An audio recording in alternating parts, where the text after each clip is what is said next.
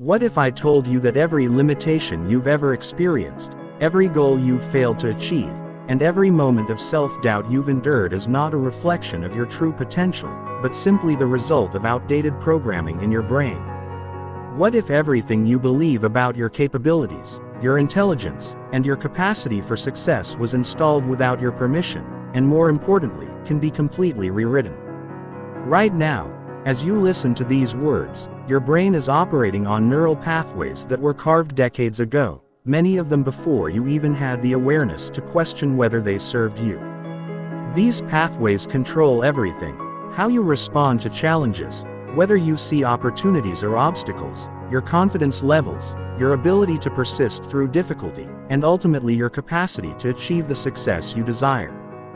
The shocking truth is that 95% of people will live their entire lives as prisoners of their own neural programming, never realizing that they have the power to completely rewire their brain for success. They will struggle with the same limitations, repeat the same self-sabotaging patterns, and wonder why success seems to come easily to others while remaining frustratingly out of reach for them. But you are not most people. The fact that you're here ready to dive deep into the science of neuroplasticity and brain optimization means you're among the 5% who are willing to take control of their mental architecture and redesign it for unstoppable growth. This audiobook is not about positive thinking, wishful hoping, or surfacely all motivation. This is about the hard science of how your brain works, how it can be changed, and the specific techniques used by neuroscientists, peak performers, and success researchers to literally rewire neural pathways for achievement, confidence, and unlimited growth. By the time you finish this journey, you will understand exactly how to identify and eliminate the neural patterns that have been holding you back. Install new pathways that automatically drive you toward success and create a brain that doesn't just think about achievement but is fundamentally wired for it. The transformation starts now. And once you understand how to control your own neural programming, there will be no limit to what you can achieve. Chapter 1: The Prison of Outdated Programming. Your brain is the most sophisticated computer ever created, capable of processing millions of bits of information per second, storing vast amounts of data and making complex calculations that would overwhelm the most advanced artificial intelligence systems. Yet for most people, this incredible machine is running on software that was installed decades ago, often without their knowledge or consent. From the moment you were born, your brain began recording everything, every word spoken to you, every emotion felt in your presence, every success and failure you witnessed, every limitation you were told existed. By the age of 7, neuroscientists estimate that 95% of your core beliefs about yourself and the world were already programmed into your subconscious mind. Think about this for a moment. The beliefs that currently govern your behavior, your confidence levels, your willingness to take risks, and your expectations of what's possible were largely formed before you had the critical thinking skills to evaluate whether they were true or beneficial. If you grew up hearing that money was hard to come by, your brain installed that as a fundamental truth. If you were told that only certain types of people become successful, that became part of your operating system. If you experienced failure and heard that you weren't good enough, smart enough, or talented enough, those judgments became embedded in your neural architecture. The most insidious part of this process is that these early programs don't announce themselves. They don't say this is just a belief that was installed when you were 5 years old. Instead, they feel like absolute truth. They feel like reality itself. When your programmed brain tells you that you're not capable of achieving something, it doesn't feel like an opinion. It feels like a fact about the world. This is why so many intelligent, capable, hardworking people struggle to break through to the next level of success. It's not because they lack ability, effort, or desire. It's because they're operating with neural software that was designed for a different version of themselves, often a much younger, more vulnerable version that needed protection from disappointment rather than programming for achievement. Consider this: every time you've hesitated before taking action on an opportunity, that hesitation came from a neural pathway. Every time you've doubted your abilities despite evidence of your competence, that doubt originated in your brain's wiring. Every time you felt that success was something that happened to other people, but not to you. That feeling was generated by specific patterns in your neural network. The revolutionary discovery of neuroplasticity has shown us that none of this programming is permanent. Your brain remains malleable throughout your entire life, capable of forming new neural pathways and reorganizing existing ones. The same brain that learned to doubt can learn to believe. The same neural networks that generated fear can be rewired to generate confidence. The same mental patterns that created limitation can be transformed to create unlimited potential. But here's what most people don't understand. Your brain won't rewire itself automatically. It won't suddenly decide that it's time to upgrade your mental software. The outdated programming will continue running indefinitely unless you consciously choose to interrupt it and install something better. This is where most people get stuck. They recognize that they want to change. They may even understand that their current thinking patterns aren't serving them, but they don't know how to actually rewire their brain. They try affirmations, positive thinking, or willpower. And when these surface-level approaches fail to create lasting change, they conclude that transformation isn't possible for them. Risk. The truth is that rewiring your brain requires specific techniques, consistent application, and an understanding of how neural pathways are actually formed and strengthened. It's not about thinking positive thoughts. It's about creating new neural highways through deliberate practice, repetition, and strategic conditioning. When you master the science of neuroplasticity and apply it systematically to your own mental programming, something extraordinary happens. The beliefs that once limited you begin to fade. The confidence that once seemed impossible starts to feel natural. The success that once appeared to be reserved for others becomes your new normal. But first must understand exactly how your current programming was installed and why it has such a powerful hold over your behavior. Only then can you begin the process of conscious reprogramming that will transform your brain into a success-generating machine. Chapter 2. How your brain creates your reality. Most people believe that they see the world as it actually is. Their perceptions are accurate, reflections of objective reality. This is one of the most profound misconceptions about human consciousness. The truth is that your brain doesn't show you reality. It shows you an interpretation of reality that has been filtered, edited, and constructed based on your existing neural programming. Every second, your brain is bombarded with approximately 11 million bits of sensory information. Your conscious mind, however, can only process about 40 bits per second. This means that 99.999% of available information is filtered out before it ever reaches your conscious awareness. The question that determines your entire life experience is this: what criteria does your brain use to decide what information gets through and what gets ignored? The answer lies in a network of neurons called the reticular activating system, or RAS. This neurological filter acts as the gatekeeper of your consciousness, determining what you notice and what remains invisible to you. And here's the crucial point. Your RAS is programmed by your beliefs, expectations, and past experiences. If your brain has been programmed to believe that opportunities are scarce, your RAS will filter out evidence of abundance and highlight every piece of information that confirms scarcity. If you've been conditioned to expect failure, your attention will be drawn to risks and obstacles, while potential paths to success remain unseen. If your neural programming tells you that you're not the type of person who achieves great things, your RAS will literally blind you to possibilities that could transform your life. This is why two people can walk through the exact same environment and have completely different experiences. One person might see opportunities everywhere, potential business ventures, networking possibilities, chances for growth and learning. Another person might see only obstacles, competition, and reasons why success is unlikely. They're not looking at different worlds. They're processing the same world through different neural filters. The implications of this are staggering. Your current financial situation, your relationships, your career trajectory, your health, your confidence levels, all of these are not just random outcomes or fixed circumstances. They are the direct result of what your brain has been programmed to notice, expect, and create. Understanding this gives you incredible power. Once you realize that your perception of reality is constructed by your neural programming, you can begin to consciously reprogram your brain to create a different experience of life.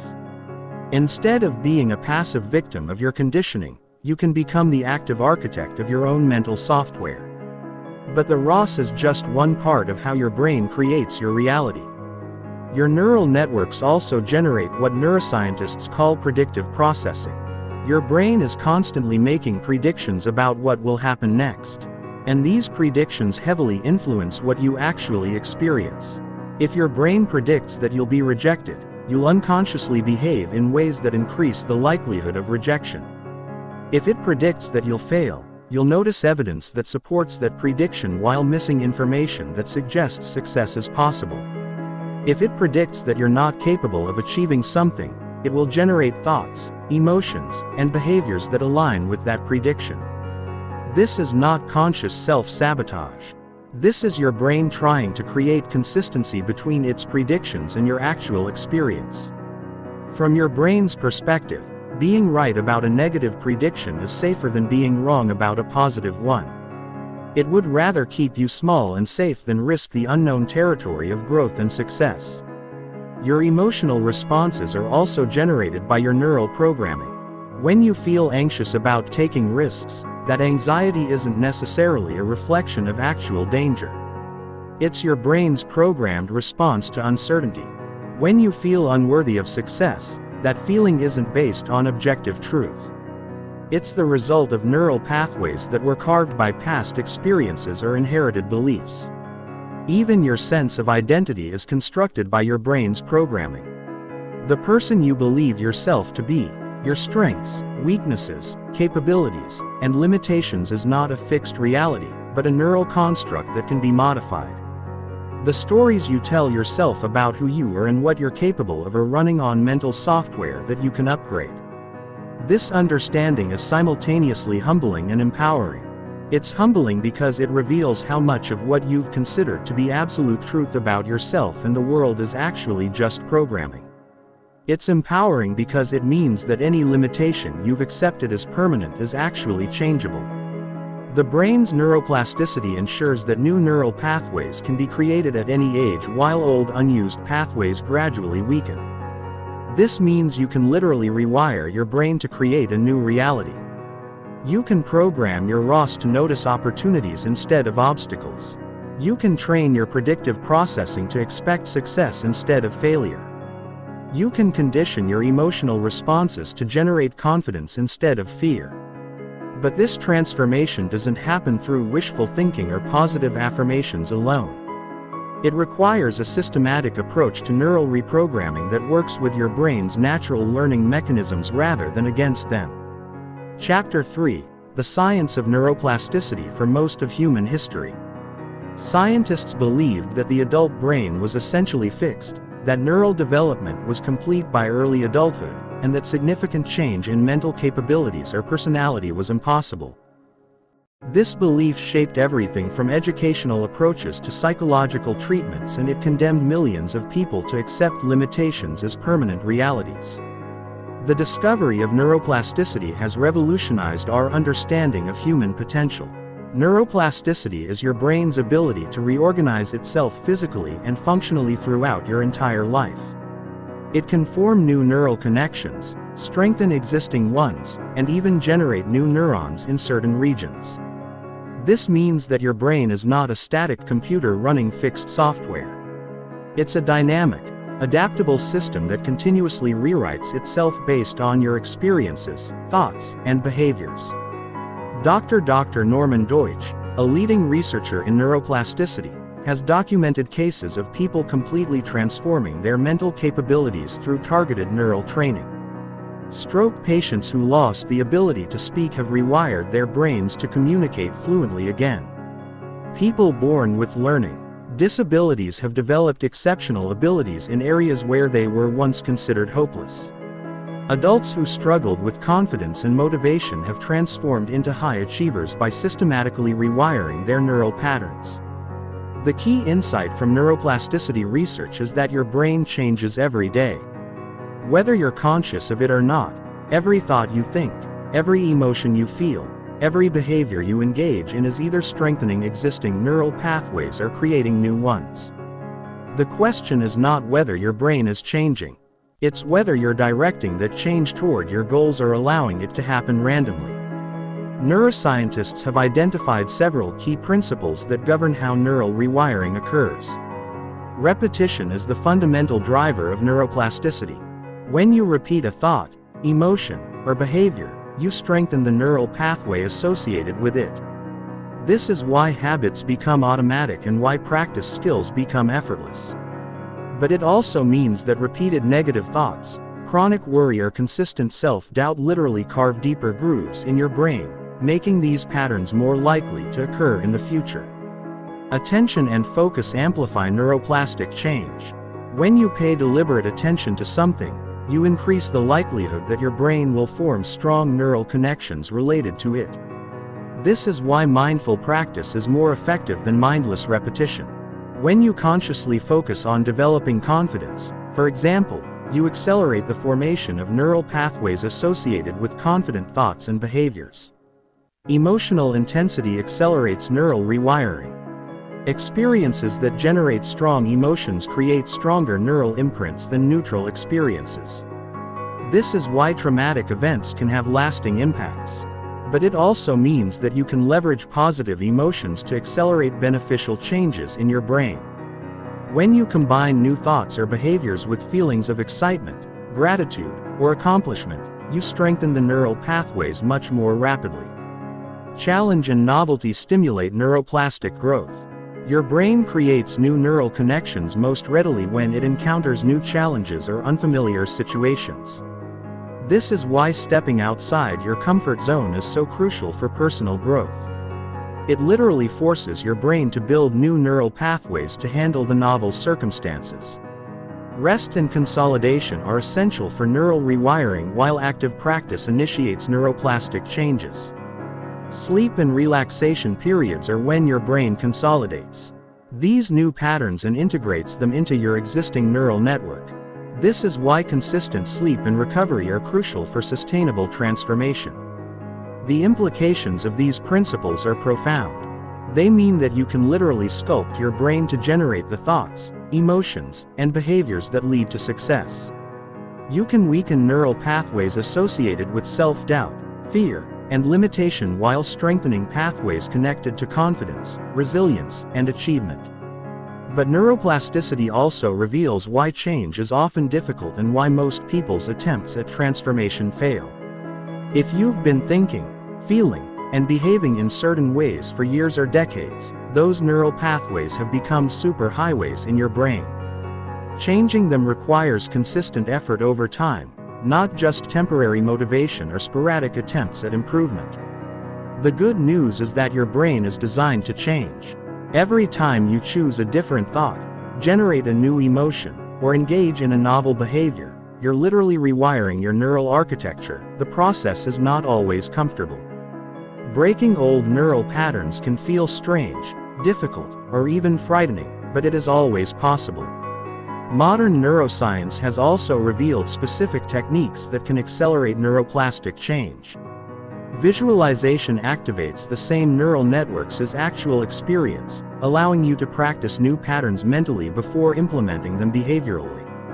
Meditation increases neuroplasticity and strengthens areas of the brain associated with attention, emotional regulation, and self-awareness. Physical exercise promotes the production of brain-derived neurotrophic factor, a protein that supports the growth of new neural connections. Perhaps most importantly, neuroplasticity research has shown that belief itself affects neural change.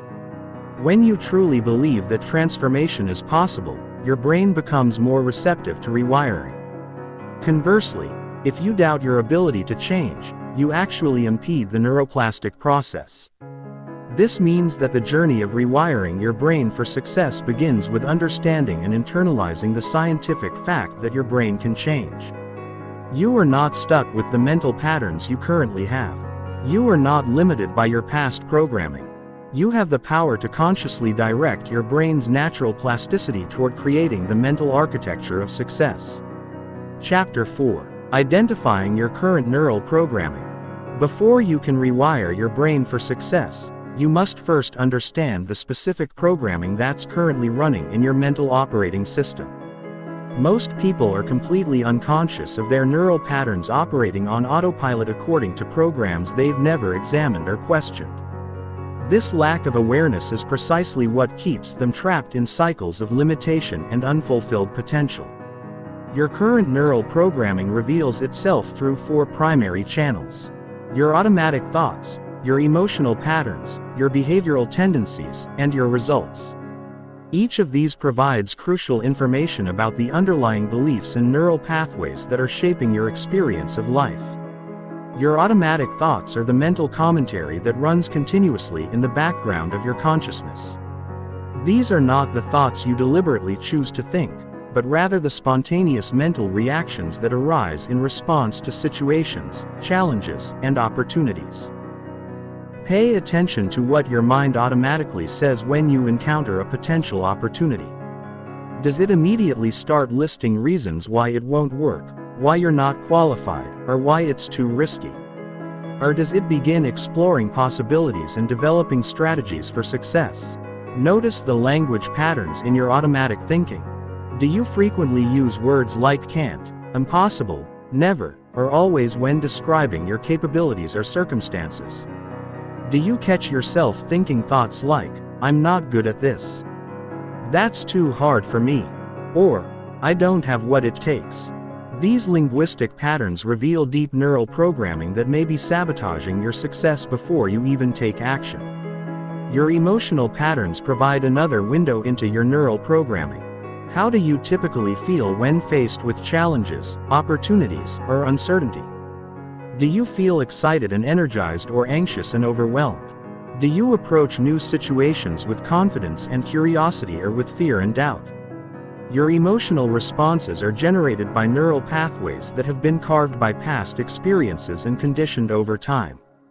Pay particular attention to your emotional responses to success-related situations. How do you feel when you imagine achieving your biggest goals?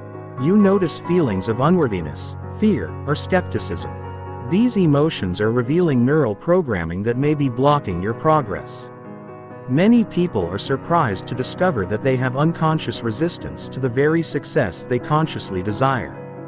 Your behavioral patterns are perhaps the most accurate reflection of your underlying neural programming. Despite what you might consciously believe about yourself, your habitual behaviors reveal what your brain has actually been programmed to do. Do you consistently take action on opportunities, or do you tend to hesitate and procrastinate? Do you persist through challenges, or do you give up when things become difficult? Do you invest in your growth and development, or do you avoid situations that might stretch your capabilities? Look particularly at your patterns around money, relationships, health, and career advancement. These areas often reveal the deepest programming because they involve fundamental beliefs about what you deserve, what's possible for you, and what kind of person you are. Your results, your current financial situation, the quality of your relationships, your health, your career trajectory are the ultimate output of your neural programming. While external circumstances certainly play a role, your consistent results over time reveal the patterns that your brain has been programmed to create. If you consistently struggle in certain areas despite conscious effort and good intentions, there's likely unconscious programming working against your desired outcomes. One of the most revealing exercises you can do is to examine the gap between your conscious goals and your actual results where you see consistent gaps. You can be certain that there's unconscious programming that needs to be identified and rewired to make this process more systematic. Spend time over the next week documenting your automatic thoughts, emotional responses, and behavioral choices in key situations. When you encounter an opportunity, notice what your mind immediately tells you about it.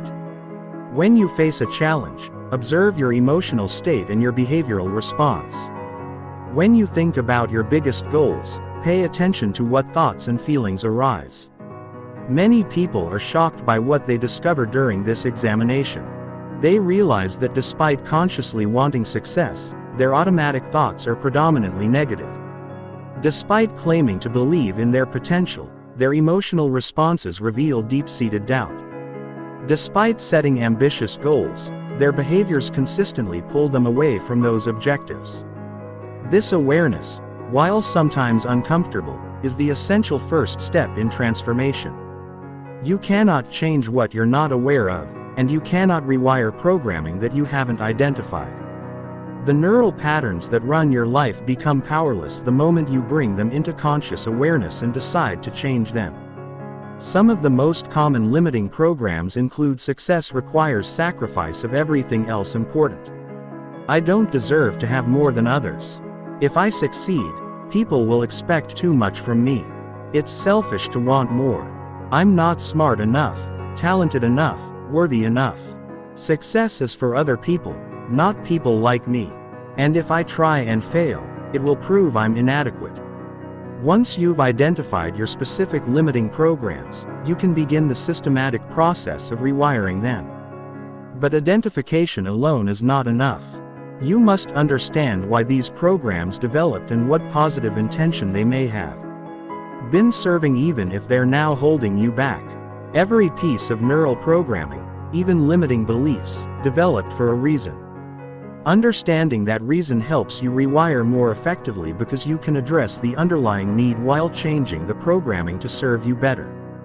Chapter 5: Breaking the Patterns That Hold You Back. Identifying your limiting neural programming is crucial, but it's only the first step.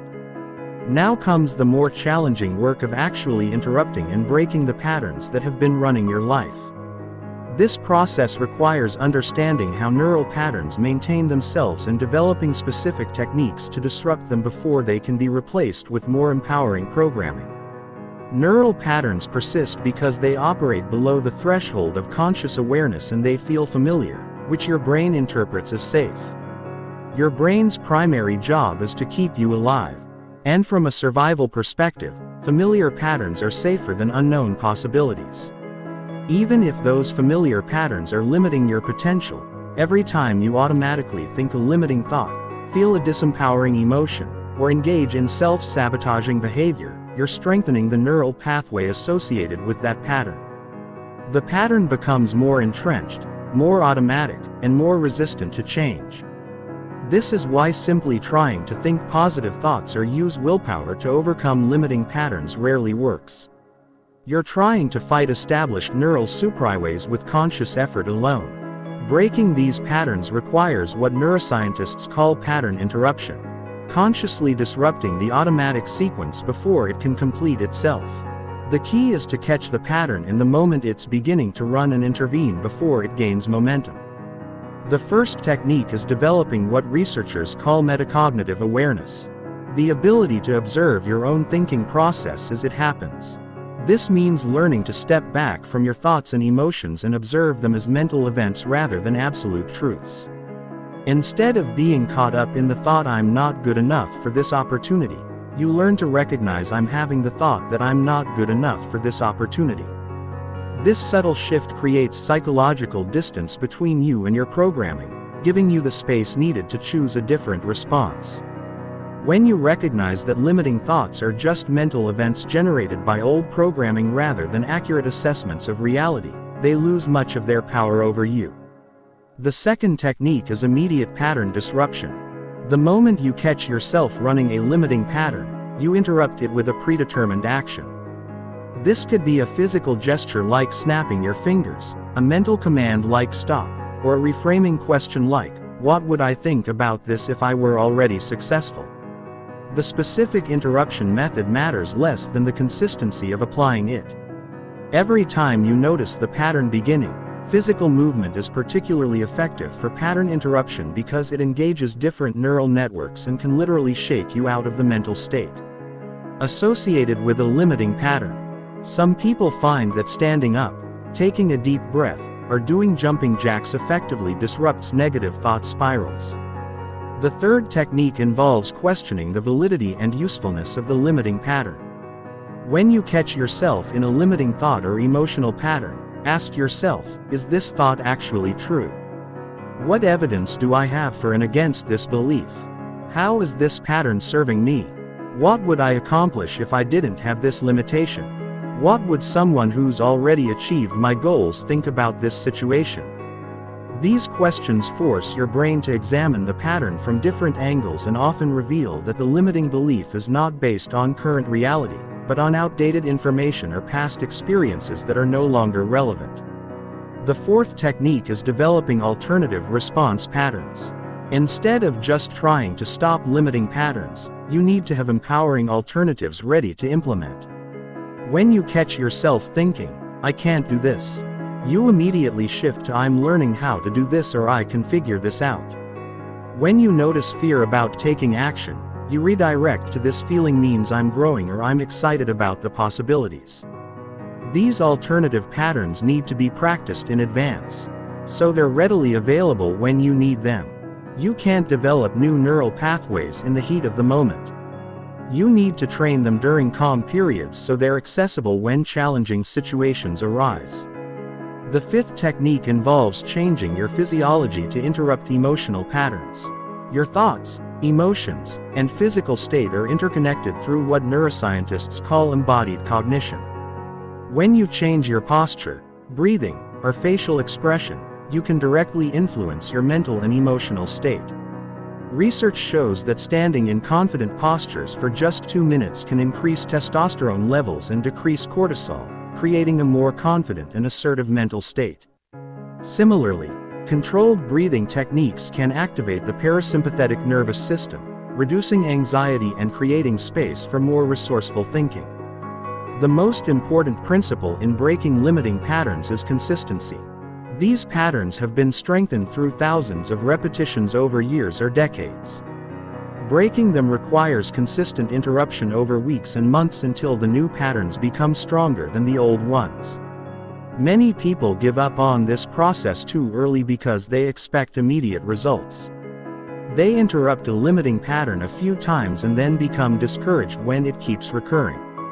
Understanding that pattern breaking is a gradual process of weakening old neural pathways while strengthening new ones helps maintain the persistence necessary for lasting change. It's also crucial to be patient and compassionate with yourself during this process. The fact that old patterns keep showing up doesn't mean you're failing. It means you're human and your brain is operating according to its natural tendencies.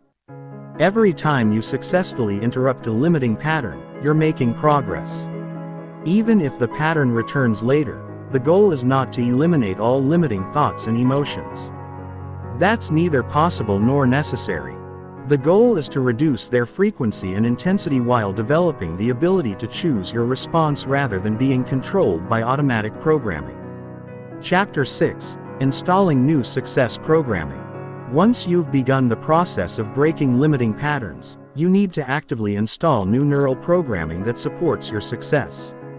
Your brain abhors a vacuum if you simply remove old programming without replacing it with something better.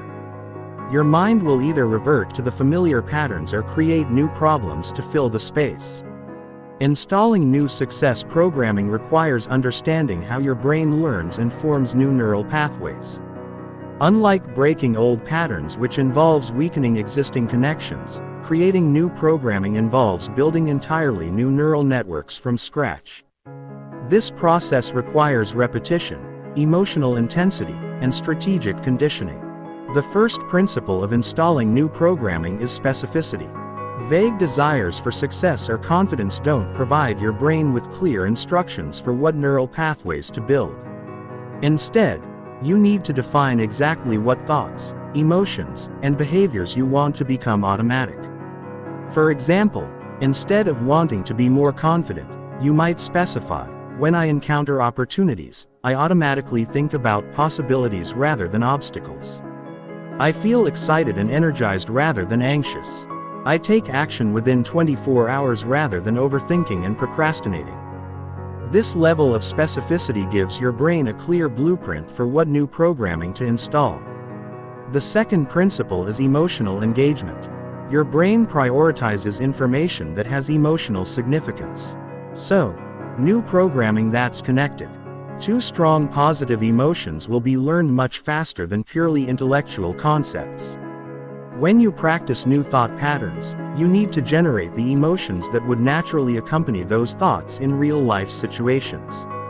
If you're installing programming for financial success, don't just think thoughts about abundance. Feel the emotions of gratitude, excitement, and satisfaction that would accompany financial freedom. If you're developing confidence programming, embody the feelings of certainty, capability, and self-assurance that confident people experience. The third principle is repetition with variation. While repetition strengthens neural pathways, doing exactly the same thing repeatedly can cause your brain to stop paying attention. Instead, you need to practice your new programming in multiple contexts and with slight variations to ensure it generalizes to real-world situations. Practice your new confidence programming while imagining different scenarios, job interviews, presentations, networking events, difficult conversations. Visualize yourself succeeding in various circumstances, not just one ideal situation. This builds robust neural networks that can function across multiple contexts. The fourth principle is progressive conditioning.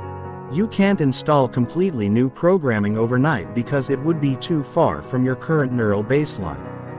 Instead, you need to gradually condition your brain to accept increasingly empowering thoughts and beliefs. If your current programming tells you, "I never succeed at anything," you can't immediately jump to "I always succeed at everything" because your brain will reject it as unrealistic. Instead, you might progress through stages. Sometimes I succeed, then I succeed more often than I fail. Then I consistently find ways to succeed. And finally, success is my natural state. Mental rehearsal is one of the most powerful techniques for installing new programming. Your brain doesn't distinguish between vividly imagined experiences and actual experiences. Both create neural pathways. Olympic athletes have used mental rehearsal for decades. Hand-brain scans show that imagining physical actions activates. It's the same neural networks as actually performing those actions to use mental rehearsal effectively. Create detailed visualizations of yourself thinking, feeling, and behaving according to your new success programming. See yourself encountering challenging situations and responding with confidence and competence. Imagine achieving your goals and experience the emotions of accomplishment and fulfillment. Make these visualizations as vivid and detailed as possible, engaging all your senses. Affirmations can be effective for installing new programming, but only when used correctly. Most people repeat affirmations mechanically without emotional engagement or belief, which makes them ineffective.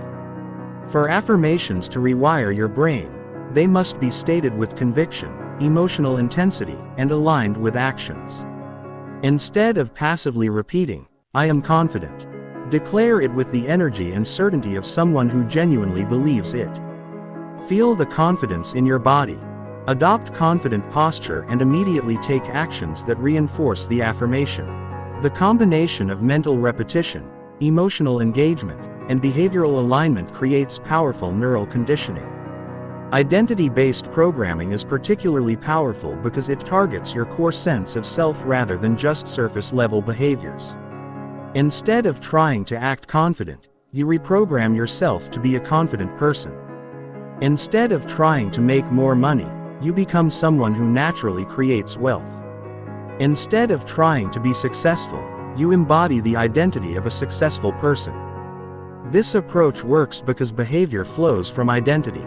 When you truly see yourself as a successful person, you automatically think and act in ways that successful people think and act. The behaviors become natural expressions of who you are rather than forced attempts to be someone you're not. Environmental conditioning accelerates the installation of new programming. Surround yourself with people, information, and experiences that reinforce your new neural patterns. If you're installing abundance programming, immerse yourself in content about wealth creation. Spend time with financially successful people and put yourself in environments where abundance is the norm. Your environment provides constant input to your subconscious mind, either reinforcing old programming or supporting new patterns. By consciously designing your environment to align with your desired programming, you create consistent conditioning that accelerates neural rewiring. The key to successful programming installation is consistency over intensity. It's better to practice your new patterns for 10 minutes every day than for 2 hours once a week. Your brain learns through consistent repetition and daily practice. Ensures that the new programming becomes stronger than the old patterns. Track your progress by monitoring your automatic thoughts, emotional responses, and spontaneous behaviors. As new programming takes hold, you'll notice that empowering thoughts start arising without effort. Confident emotions become more frequent. Then success-oriented behaviors begin feeling natural rather than forced. Chapter 7. The Neuroscience of Confidence. Confidence is not a personality trait or a fixed characteristic. It's a neural state that can be systematically developed through understanding and applying the neuroscience of self-assurance. When you observe genuinely confident people, you're seeing the external expression of specific neural patterns that generate certainty, self-trust, and the willingness to take action despite uncertainty. Research in neuroscience has revealed that confidence is associated with specific patterns of brain activity. Confident individuals show increased activity in the prefrontal cortex, the region responsible for executive function and decision while showing decreased activity in the amygdala, the brain's fear center. This neurological signature creates the mental state we recognize as confidence. Clear thinking combined with emotional calm. Understanding the neuroscience of confidence allows you to deliberately create these brain states. Rather than waiting for confidence to magically appear, you can train your brain to generate the neural patterns associated with confidence. Making self-assurance a skill rather than hoping it will be a gift. The first component of neural confidence is self-trust, which is based on your brain's assessment of your past successes and capabilities. Every time you succeed at something, even something small, your brain records that success is evidence of your competence. Conversely, every perceived failure gets recorded as evidence of inadequacy. Over time, your brain develops a success-failure ratio that determines your baseline confidence level. Most people unknowingly sabotage their confidence by focusing disproportionately on their failures while dismissing or minimizing their successes. They remember in vivid detail every mistake, embarrassment, or disappointment while barely acknowledging their accomplishments. This creates a neural database that supports doubt rather than confidence.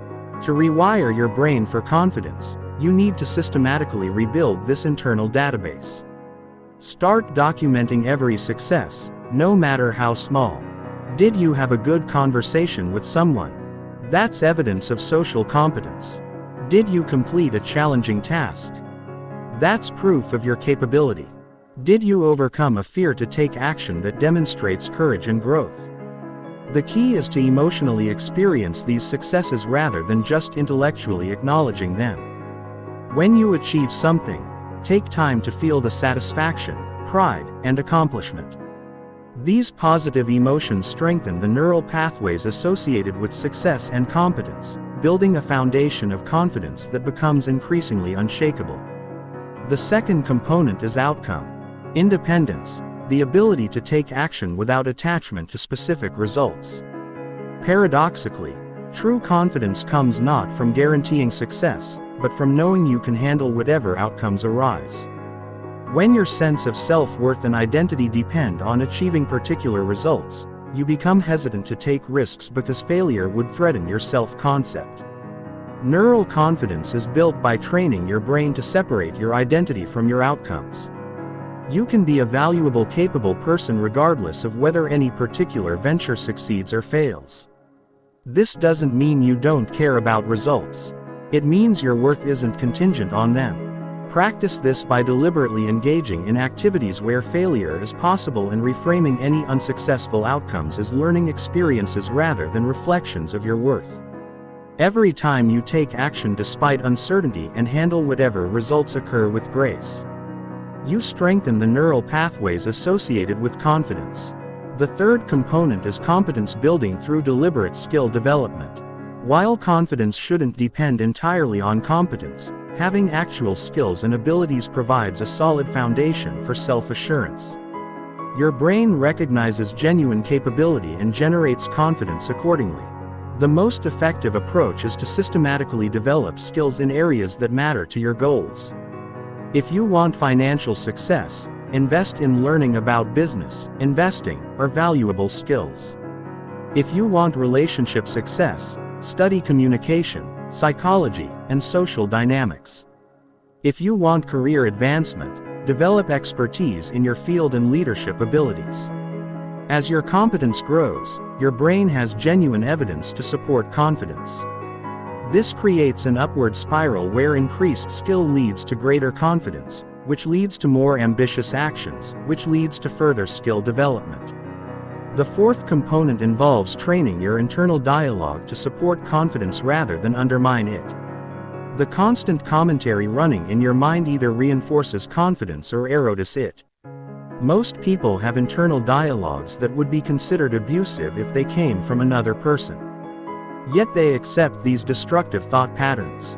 As normal confident neural programming requires changing this internal dialogue to one that supports and encourages you. This doesn't mean unrealistic positive thinking. It means fair, balanced, and constructive self-talk. Instead of "I always mess things up," you might think "I've learned from past mistakes and I'm getting better." Instead of "I can't do this," you could think "I can learn how to do this." The fifth component is developing what researchers call confidence triggers, specific physical, mental, or emotional states that automatically activate confident neural patterns. These might include particular postures, breathing patterns, mental phrases, or visualization techniques that consistently generate confident feelings. Athletes often use confidence triggers before competition, specific routines, or mental techniques that activate peak performance states. You can develop similar triggers for challenging situations in your life. The key is to practice these triggers during calm periods so they're readily available when you need them. Physical posture has a direct impact on confidence through what scientists call embodied cognition. Standing tall, making eye contact, speaking clearly, and taking up appropriate space all send signals to your brain that activate confident neural patterns. Conversely, slouching, avoiding eye contact, and making yourself small trigger neural patterns associated with insecurity. Confidence is also contagious through mirror neurons, specialized brain cells that fire both when you perform an action and when you observe others performing the same action.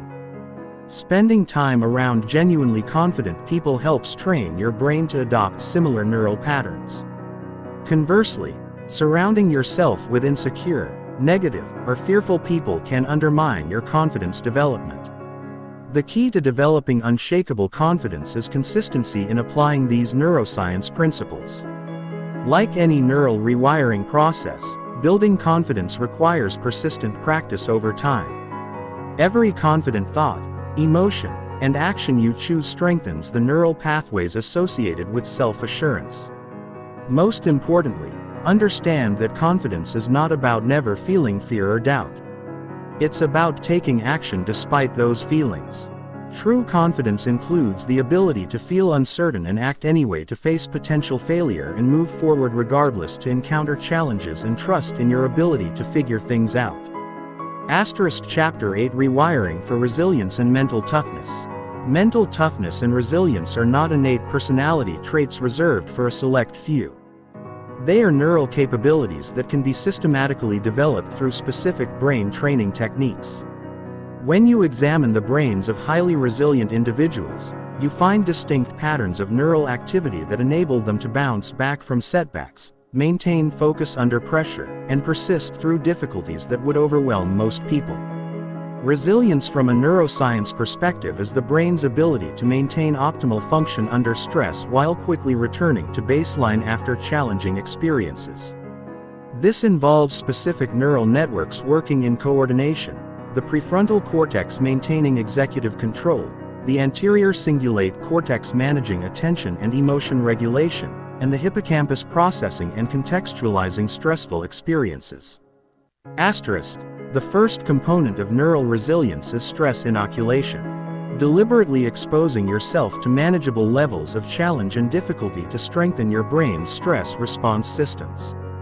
Just as physical muscles grow stronger when challenged with resistance training, your neural resilience networks become more robust when regularly exercised with appropriate stressors. This doesn't mean seeking unnecessary hardship, but rather systematically putting yourself in situations that stretch your comfort zone and require you to cope with uncertainty, pressure, or difficulty. Each time you successfully navigate a challenging situation, your brain builds evidence of your capability to handle stress, creating neural pathways that support resilience rather than fragility. Professional athletes, musicians, and other peak performers often train sustained attention through what's called deliberate practice, focusing intensely on specific aspects of their craft for extended periods. This not only improves their skills, but also strengthens their neural networks for sustained attention. Practice sustained attention by choosing challenging but achievable tasks that require continuous focus. Reading complex material, learning new skills, or working on creative projects. All provide excellent training for sustained attention. The key is to push beyond your comfort zone while maintaining quality of attention rather than just going through the motions. The third component is divided attention, the ability to manage multiple streams of information simultaneously. While multitasking is generally ineffective for complex tasks, there are situations where you need to monitor multiple inputs while maintaining primary focus on your main objective.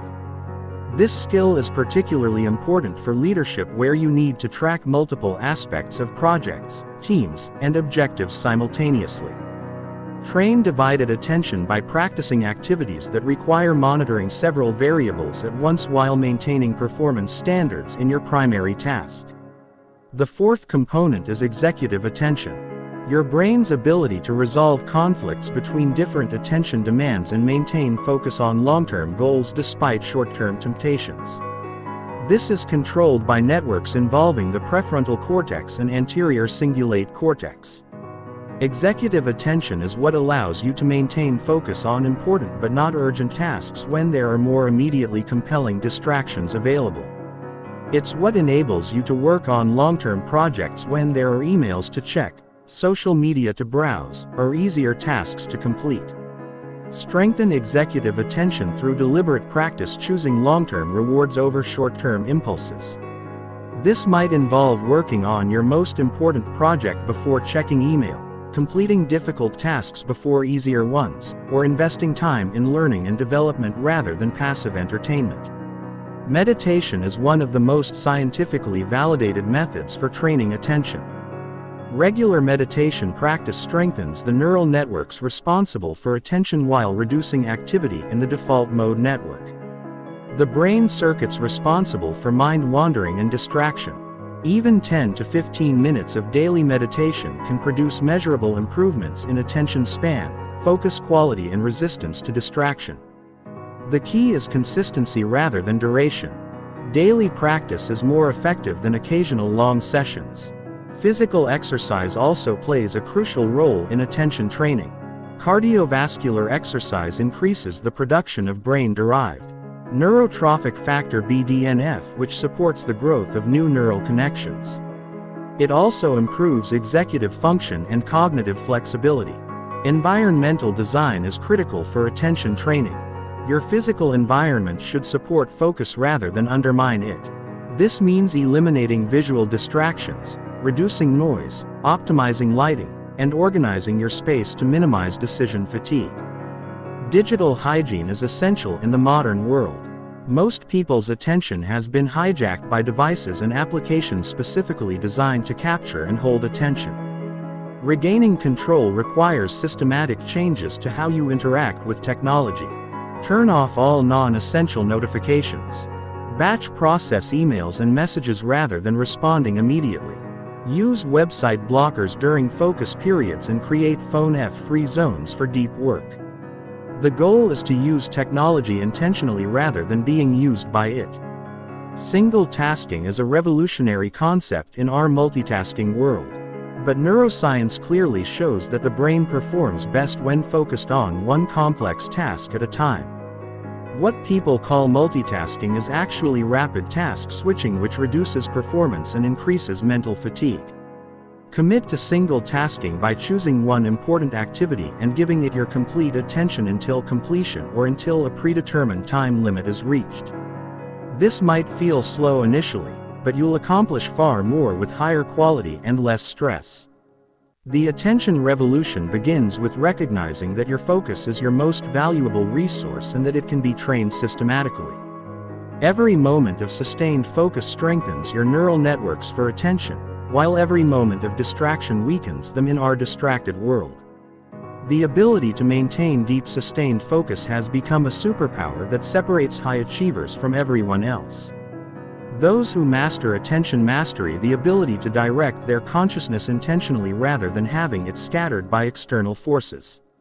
Chapter 10. Reprogramming your relationship with failure. Perhaps no aspect of neural programming has a greater impact on your success potential than your relationship with failure.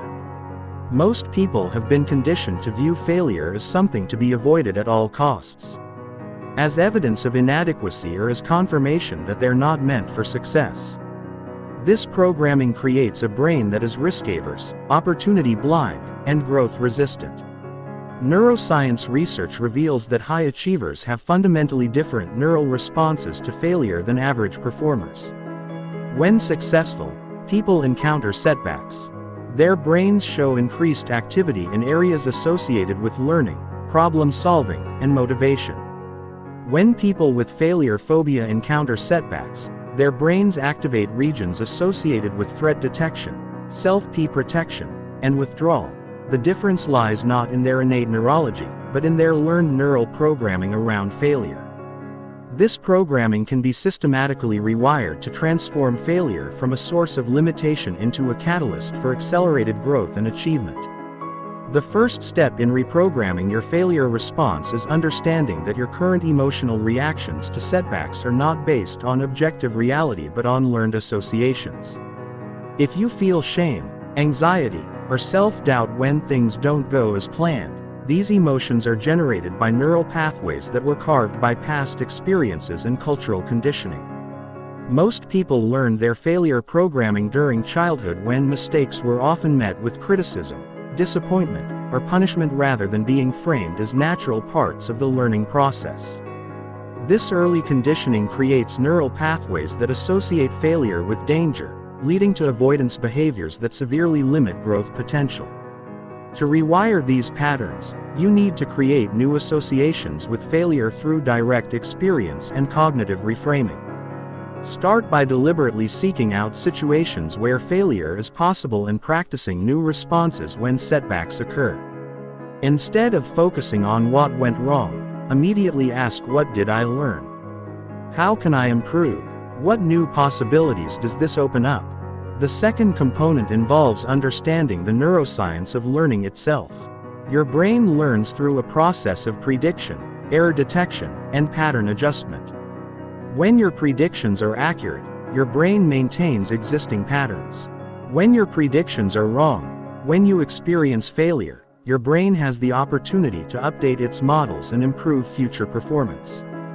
From this perspective, failure is not the opposite of learning. It is learning. Every failure provides your brain with information it needs to refine its strategies and increase the probability of future success. When you reframe failure as essential feedback rather than personal inadequacy, do you activate different neural networks that support growth rather than self-protection? Practice this reframing by keeping a failure. Resume a detailed record of your setbacks and what you learned from each one. Include specific lessons, skills developed, and opportunities that arose from each failure. Over time, this document becomes powerful evidence that failures have been stepping stones rather than roadblocks in your journey. The third component involves developing what researchers call anti-fragility, the ability to become stronger from stressors rather than just surviving them. While resilience helps you bounce back to your previous level after setbacks, anti-fragility enables you to reach higher levels of capability through adversity. This requires programming your brain to automatically look for the benefits and growth opportunities in every challenging situation. When you encounter obstacles, train yourself to immediately ask, how might this make me stronger? What skills will I develop by overcoming this? What opportunities might this create that wouldn't have existed otherwise? The fourth component is speed of recovery. How quickly you can process failure, extract its lessons, and return to productive action. High achievers don't experience fewer failures than others. They simply recover from them faster and more completely. Develop systematic recovery protocols for when things don't go as planned. This might include acknowledging what happened without judgment, identifying specific lessons learned, adjusting your strategy based on new information, recommitting to your goals with renewed focus, and taking immediate action in a new direction. The key is to make this process automatic rather than leaving it to chance emotions or random thoughts. When you have a predetermined system for processing failures, you can move through them quickly rather than getting stuck in unproductive emotional loops. The fifth component involves redefining success to include intelligent failures. Most people define success narrowly as achieving predetermined outcomes, which makes any deviation feel like failure. A more empowering definition includes progress, learning skill development, and strategic positioning even when specific goals aren't achieved. This doesn't mean lowering your standards or accepting mediocrity. It means recognizing that the path to extraordinary success inevitably includes numerous failures, and each failure contributes to your overall trajectory even when it doesn't feel positive in the moment. Develop the habit of celebrating intelligent failures, attempts that didn't achieve their intended outcomes but provided valuable learning, developed important skills, or positioned you for future opportunities. This reinforces neural pathways that support risk-taking and experimentation rather than playing it safe. The sixth component is failure analysis and pattern recognition. Instead of avoiding thinking about failures or dismissing them as bad luck, successful people analyze their setbacks systematically to extract maximum learning value. Create regular failure analysis sessions where you examine recent setbacks objectively. Look for patterns in what led to the failures, what could have been done differently, and what systems or skills need to be developed to prevent similar failures in the future. This transforms failures from random negative events into valuable data for improvement. Environmental programming also affects your failure response. Surround yourself with people who view failure as a normal part of success rather than something to be ashamed of. Read biographies of successful people to normalize the role of failure in achievement. Consume content that reinforces growth-oriented rather than fixed mindsets about setbacks. The ultimate goal is to develop neural programming that makes you anti-fragile, someone who gets stronger, smarter, and more capable through adversity rather than despite it. When you achieve this level of reprogramming, failure loses its power to stop you because it becomes fuel for your growth rather than evidence of your limitations. This transformation doesn't happen overnight, but every time you choose to reframe failure as feedback, extract lessons from setbacks, and continue moving forward despite difficulties, you strengthen the neural pathways that support extraordinary achievement. Over time, you develop the kind of failure-resilient mindset that separates high achievers from those who remain trapped by their fear of not succeeding. Chapter 11. The Social Brain Rewiring for Influence and Connection. Human beings are fundamentally social creatures, and your brain is wired to constantly evaluate your position within social hierarchies and your connection to others. These social neural networks have profound impacts on your confidence, influence, decision-making abilities, and overall success. Understanding and optimizing your social brain can dramatically enhance your ability to lead, persuade, collaborate, and create the kinds of relationships that accelerate achievement. The social brain consists of several interconnected neural networks that evolved to help humans navigate complex social environments. The mirror neuron system allows you to understand others' actions and emotions by simulating them in your own brain. The theory of mind network enables you to understand what others are thinking and feeling. The social pain network processes rejection and social exclusion with the same neural pathways used for physical pain. These systems work together to create your social reality, influencing everything from your communication style and leadership presence to your ability to build trust and navigate conflicts. Most importantly for success, they determine whether others see you as someone worth following, partnering with, or supporting. The first component of social brain optimization is developing what neuroscientists call social cognitive flexibility, the ability to rapidly read social situations and adjust your behavior appropriately. This involves strengthening connections between your prefrontal cortex and your social processing networks, giving you greater conscious control over your social responses. Most people operate on social autopilot, responding to others based on ingrained patterns and unconscious biases. This limits their effectiveness because they can't adapt their approach to different people and situations. Socially intelligent individuals, however, consciously calibrate their communication style, energy level, and behavioral approach based on real-time social feedback. Practice this by becoming a student of human behavior. In every social interaction, consciously observe the other person's communication style, emotional state, values, and preferences. Then adjust your own approach to create better rapport and more effective communication. This trains your brain to process social information more consciously and respond more strategically. The second component is emotional contagion. Mastery, understanding and controlling how emotions spread between people through unconscious neural mirroring. Your emotional state doesn't just affect you. It influences everyone around you through mirror neuron activation.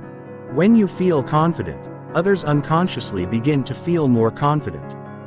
When you feel anxious, you transmit that anxiety too.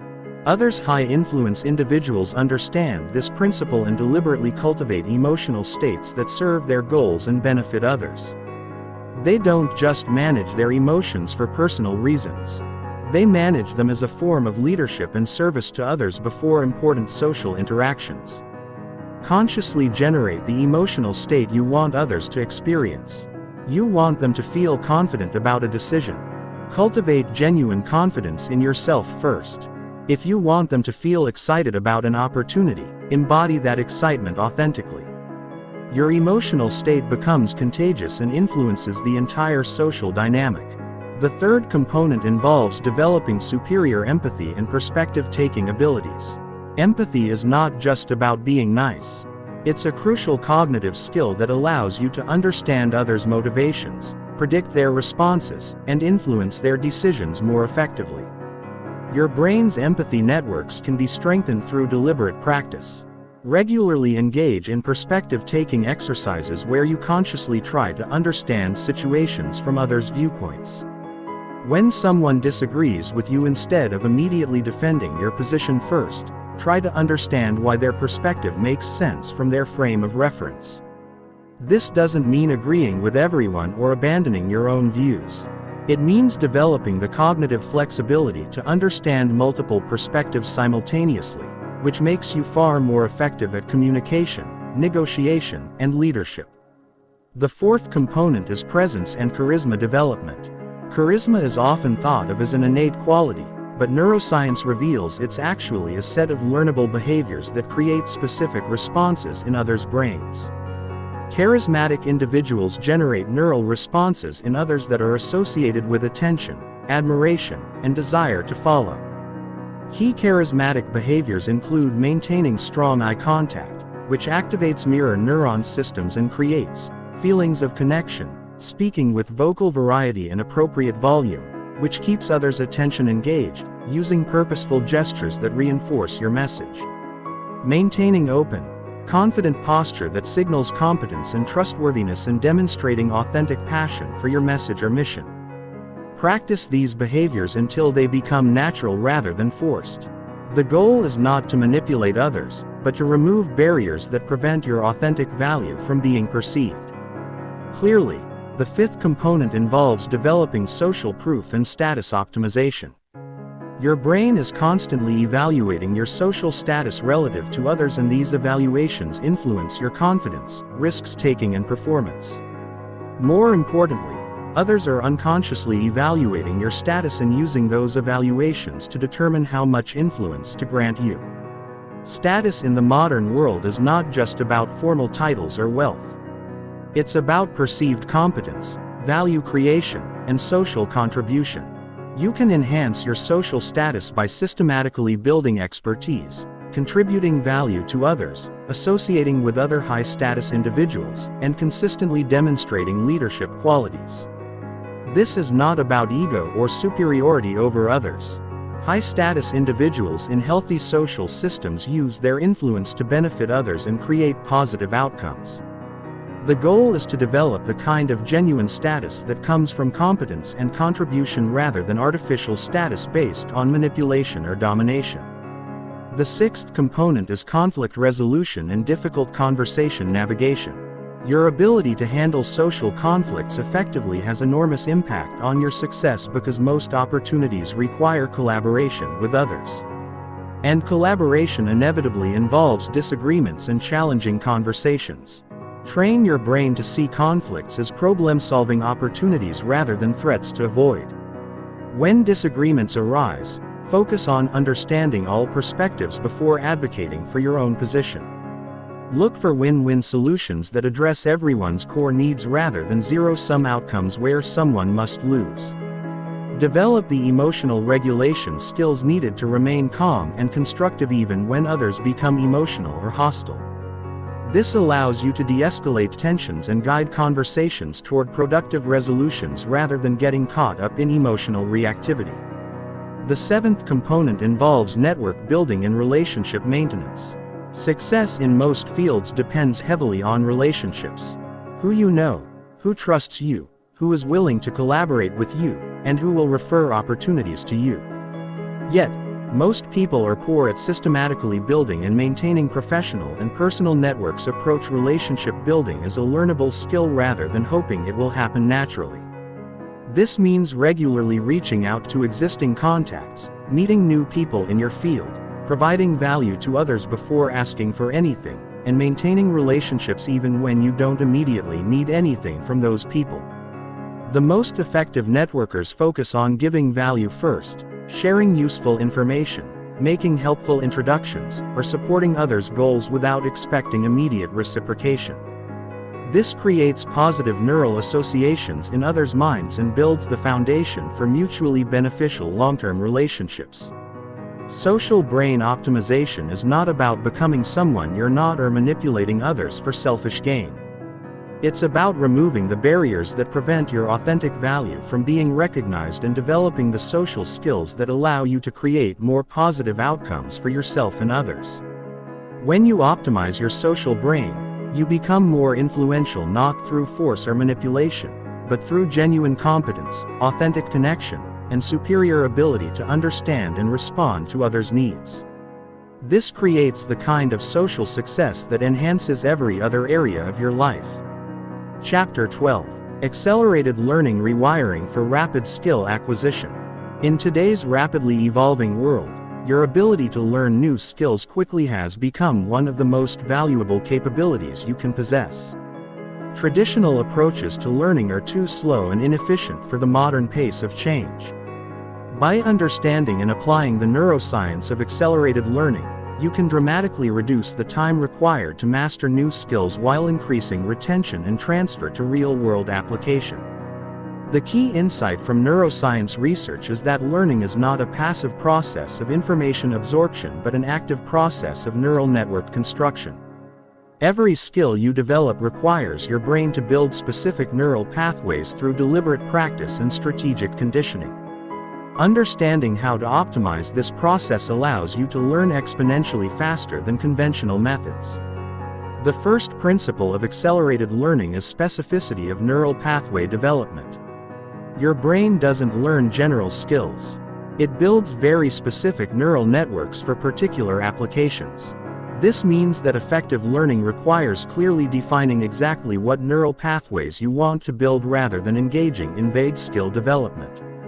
Instead of trying to improve communication skills, you might specifically target delivering compelling presentations under pressure or having difficult conversations with confidence. This specificity allows your brain to build precise neural neural networks rather than scattered weak connections that don't transfer to real-world situations. Define your learning objectives in terms of specific behaviors and capabilities you want to develop. What exactly do you want to be able to do that you cannot do now? What specific situations do you want to handle more effectively? This clarity directs your brain's learning machinery toward building the right neural pathways.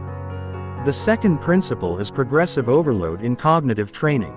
Just as physical muscles grow stronger when challenged with progressively heavier weights, neural networks develop more rapidly when challenged with progressively more difficult tasks.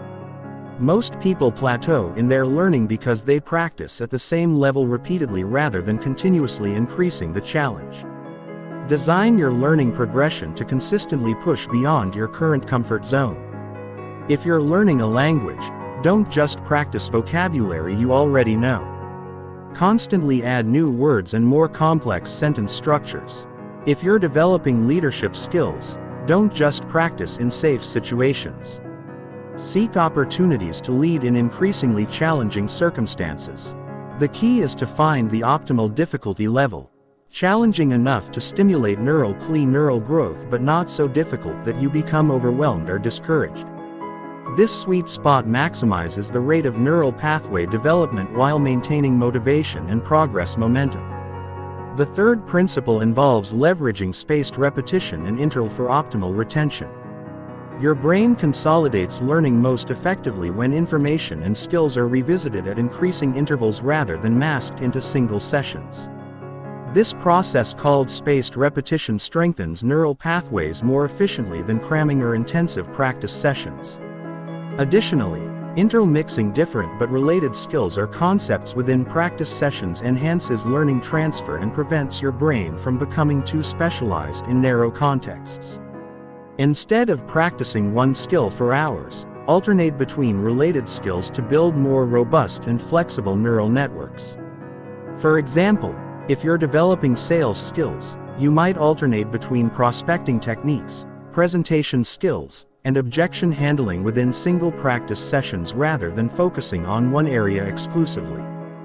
The fourth principle is multimodal coding, engaging multiple sensory and cognitive systems simultaneously to create stronger, more accessible neural pathways.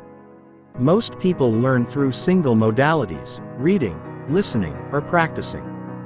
But the brain learns much faster when multiple systems are activated together. Combine visual, auditory, kinesthetic, and emotional learning whenever possible. If you're learning business strategy, don't just read about it. Visualize implementing strategies. Discuss concepts with others. Practice applying principles to real situations. And connect emotionally with successful outcomes. This multimodal approach creates multiple neural pathways to the same information, making it more accessible under different circumstances and increasing the likelihood of successful transfer to real-world applications.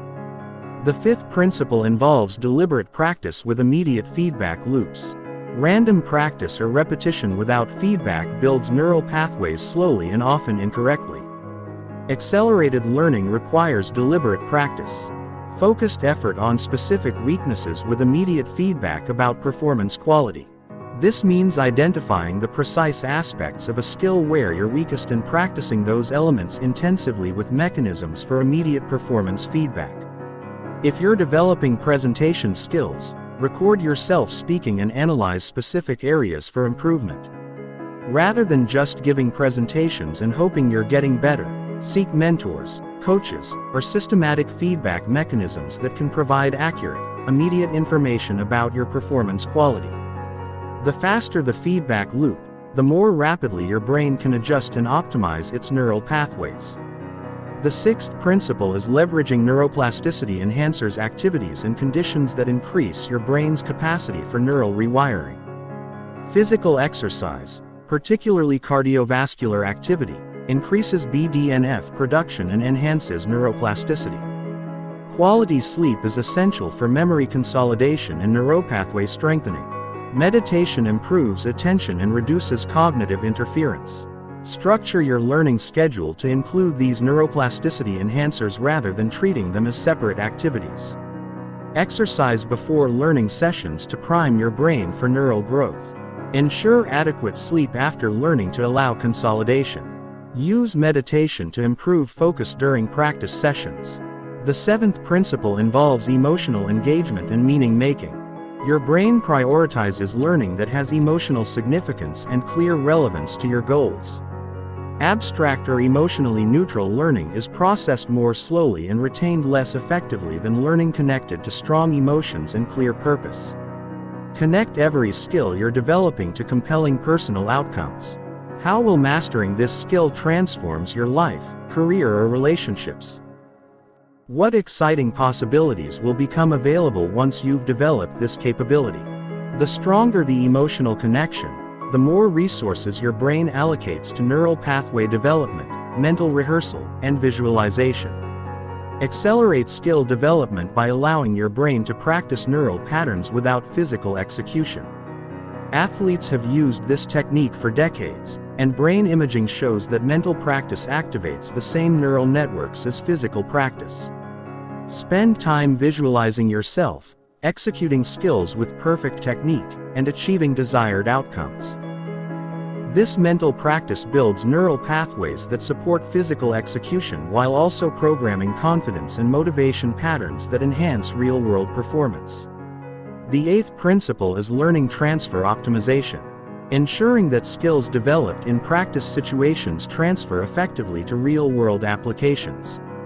Many people can demonstrate skills in controlled learning environments but struggle to apply them under pressure or in different contexts. Practice skills in varied contexts that match real-world conditions as closely as possible. If you're developing negotiation skills, practice in different settings with different types of people rather than just role-playing with the same partner repeatedly. This builds neural flexibility that supports transfer across multiple contexts. The final principle is metacognitive development, learning how to learn more effectively by understanding your own learning processes. The most effective learners are not necessarily the most intelligent. They are those who understand how their brains learn best and continuously optimize their learning strategies. Regularly evaluate your learning effectiveness. What methods work best for you? What conditions optimize your learning speed? What obstacles consistently interfere with your progress? This self-awareness allows you to continuously refine your approach and learn more efficiently over time. Accelerate it. Learning is not about working harder. It's about working in alignment with how your brain naturally builds new capabilities. When you apply these neuroscience-based principles systematically, you can develop new skills in weeks or months that might otherwise take years to master. Chapter 13. Wealth Consciousness: Rewiring Your Money Brain. Your relationship with money is not based on rational economic analysis. It's controlled by deep neural programming that was largely installed before you had any real experience with wealth creation.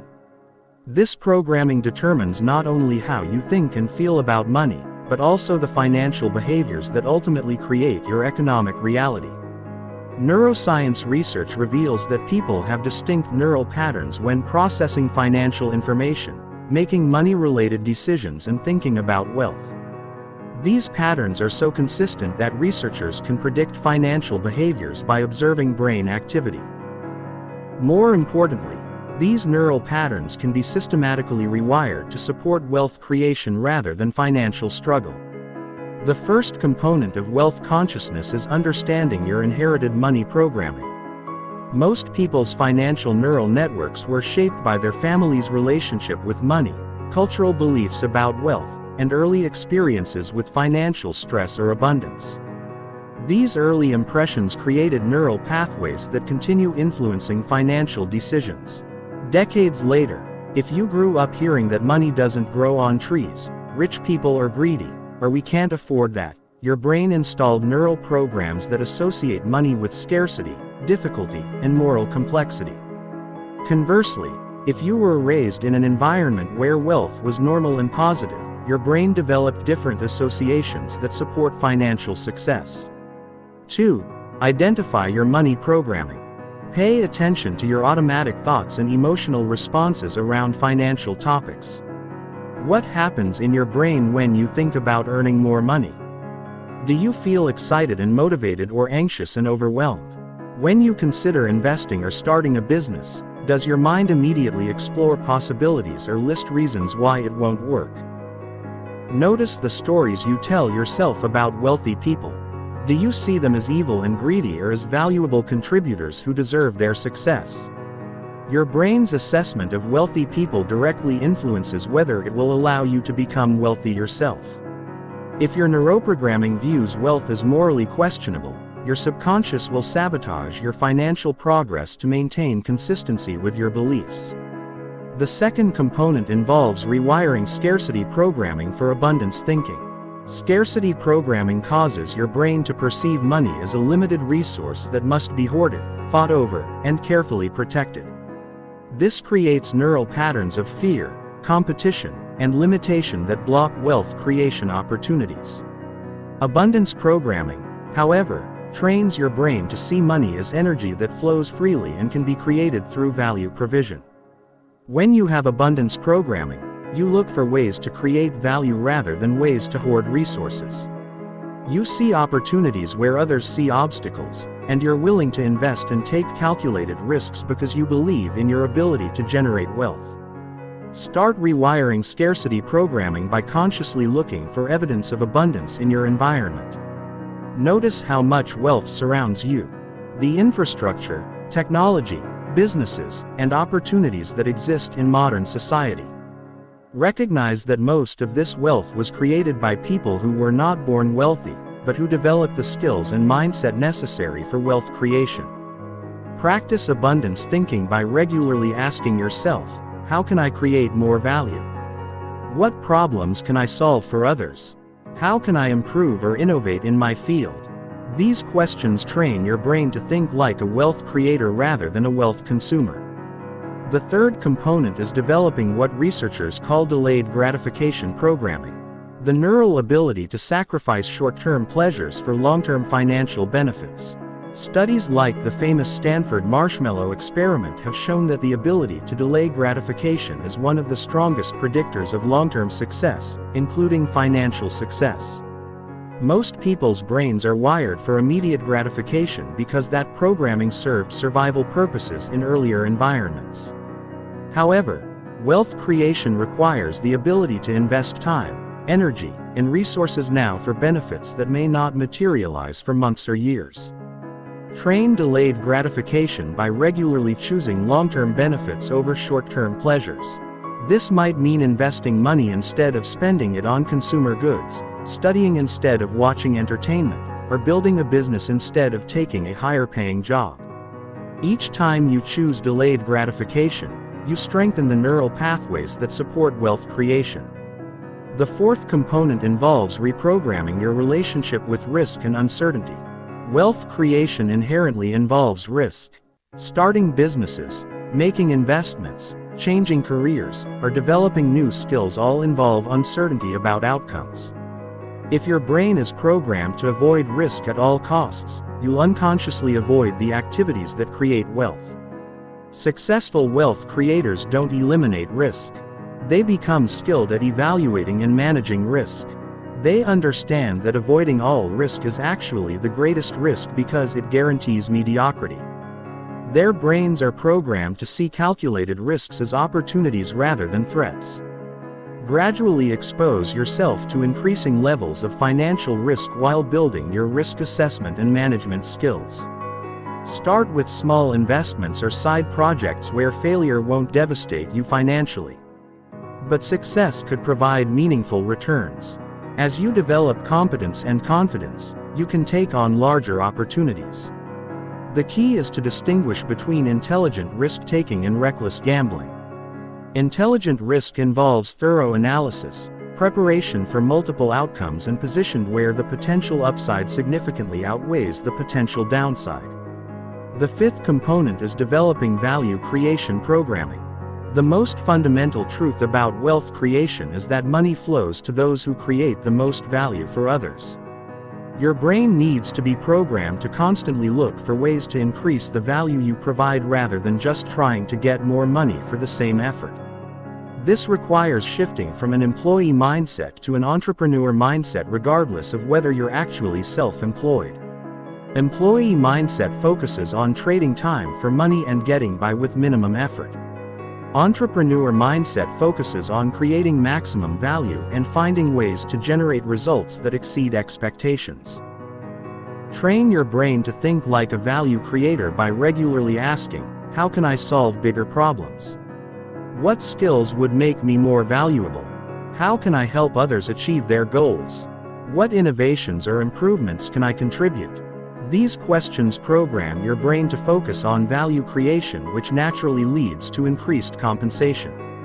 The sixth component involves installing abundance and prosperity visualization programming. Your brain uses visualization to plan and prepare for future scenarios. If you never visualize yourself as wealthy, your brain has no neural blueprint for creating that reality. Most people can easily visualize problems and challenges but struggle to create clear, compelling visions of financial success. Spend time regularly visualizing yourself living with financial abundance. See yourself making investment decisions, managing multiple income streams, living in your ideal environment, and having the freedom that comes with financial independence. Make these visualizations as detailed and emotionally engaging as possible.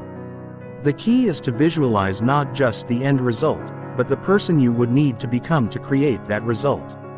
How would a wealthy version of yourself think, make decisions, spend time, and interact with others? Begin embodying those characteristics now rather than waiting until you achieve financial success. The seventh component is social programming and environmental design. Your brain is heavily influenced by the people you spend time with and the environments you frequent. If you're surrounded by people who struggle financially and complain about money, your brain will adapt to that reality as normal. Conversely, if you spend time with people who are financially successful and think abundantly about money, your brain will begin adopting similar neural patterns through social mirroring and environmental conditioning. Seek out financially successful people. Read books by wealthy individuals. Listen to content about wealth creation and put yourself in environments where abundance is normal rather than exceptional. This doesn't mean abandoning old friends, but it does mean consciously expanding your social circle to include people who model the financial success you want to create. The eighth component involves developing financial education and competency programming. Confidence comes from competence, and you can't feel truly confident about wealth creation if you don't understand how money actually works. Many people avoid financial education because it seems complicated or boring. But this avoidance keeps them trapped in financial limitation. Invest time in learning about investing, business creation, tax strategies, and wealth management.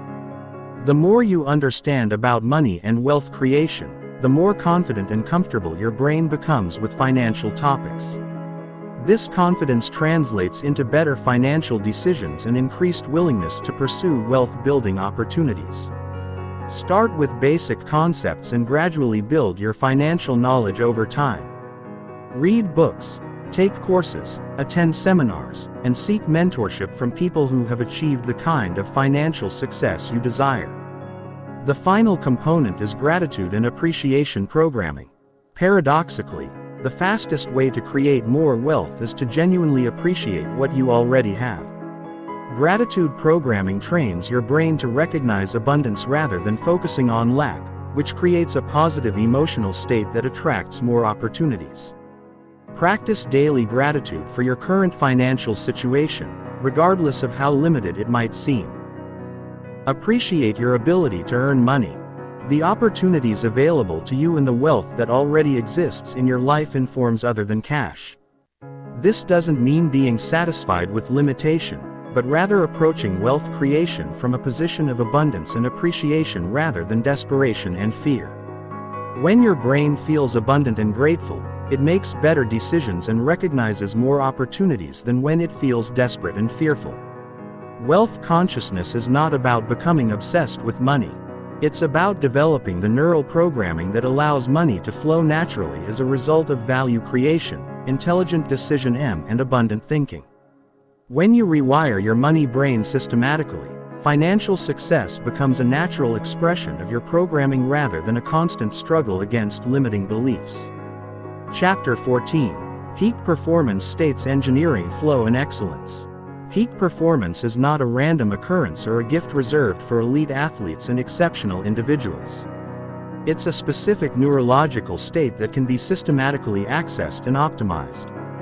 When you understand the neuroscience behind peak performance states, you can engineer these conditions deliberately rather than hoping they'll occur spontaneously. Research has identified the key neural signatures of peak performance across various domains.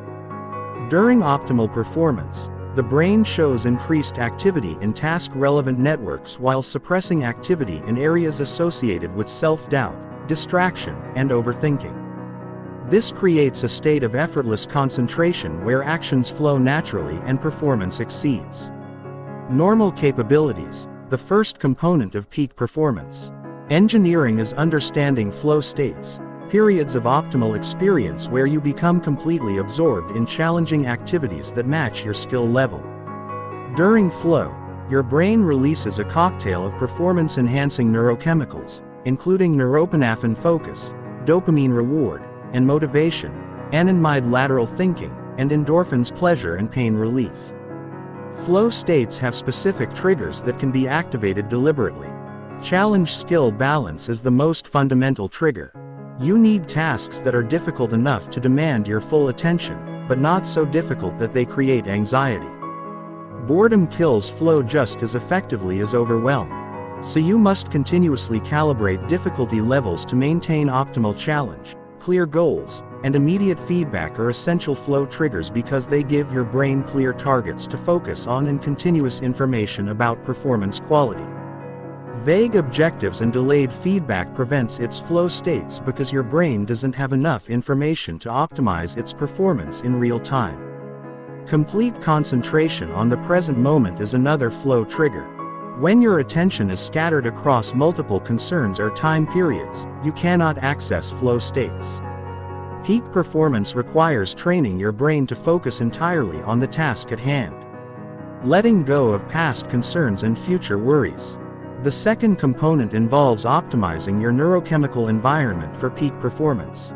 Your brain's performance capacity is heavily influenced by the balance of neurotransmitters and hormones circulating through your system. By understanding and optimizing these chemical environments, you can significantly enhance your peak performance. Potential dopamine levels affect motivation, focus, and reward processing.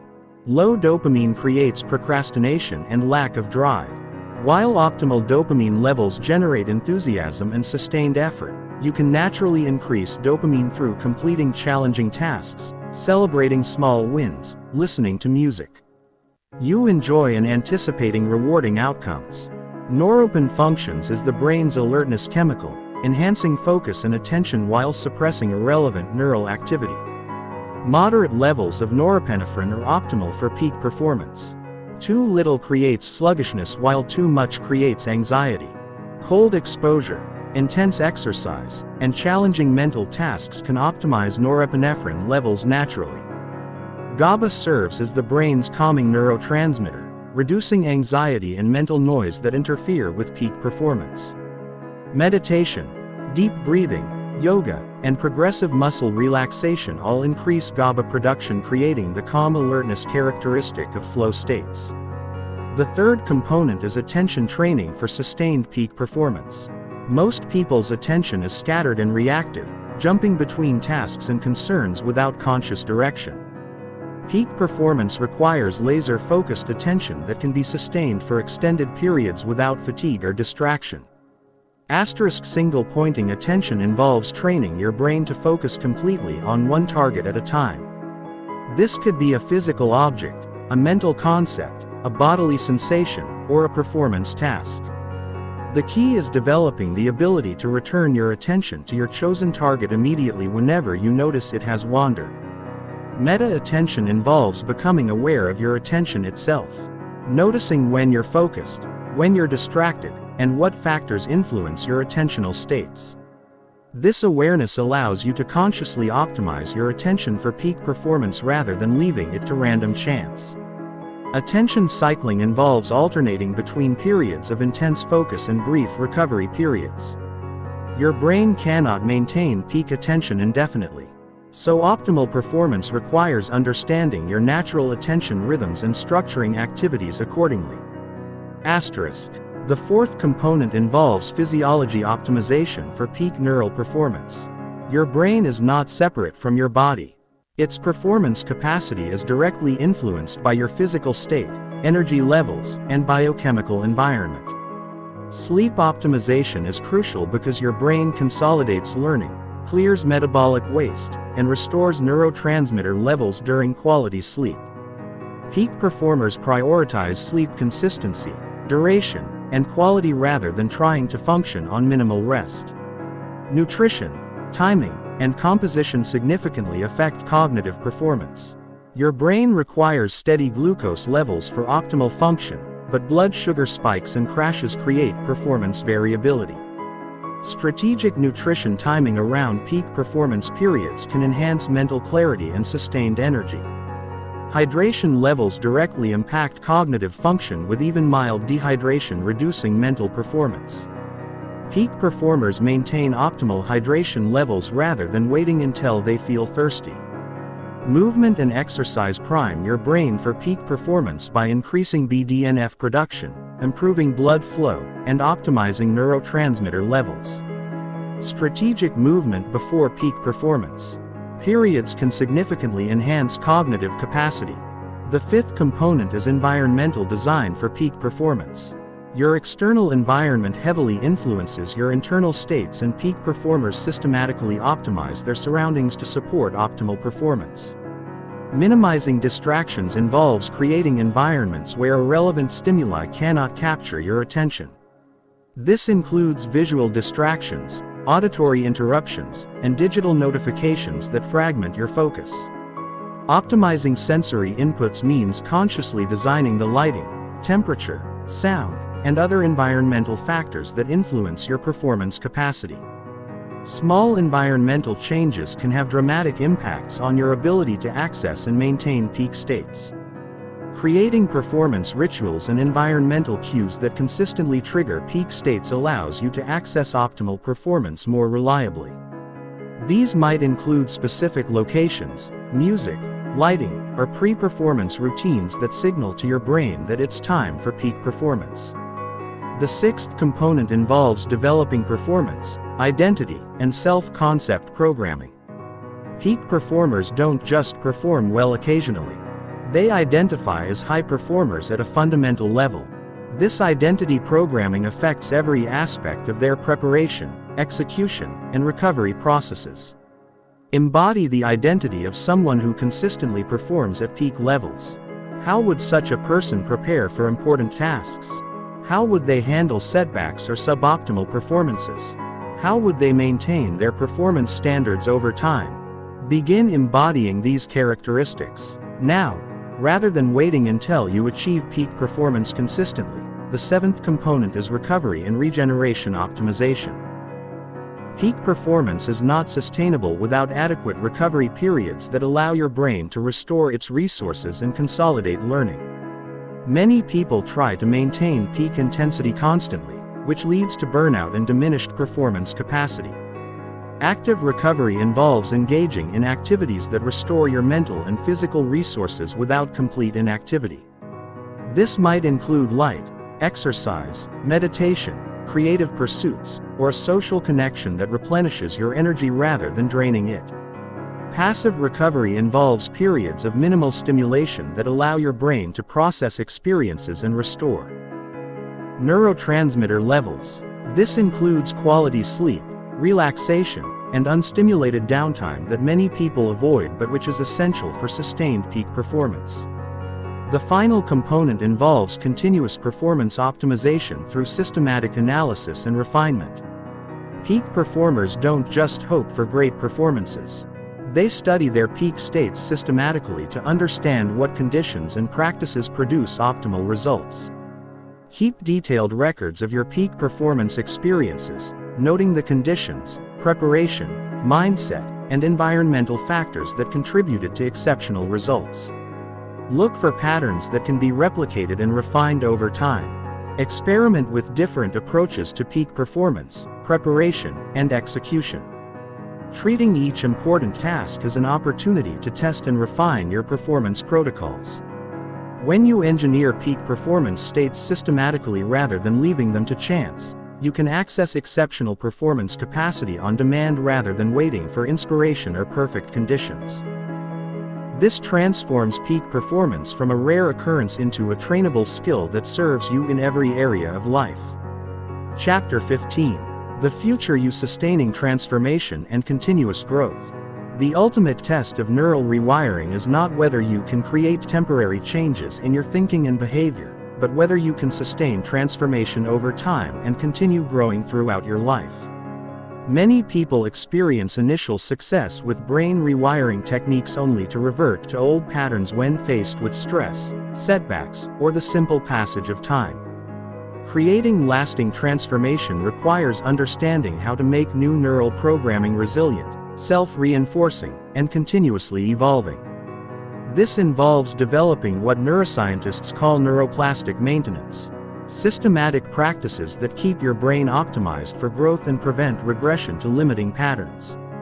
The first principle of sustained transformation is identity integration, making your new neural programming so central to your sense of self that reverting to old patterns feels foreign and uncomfortable.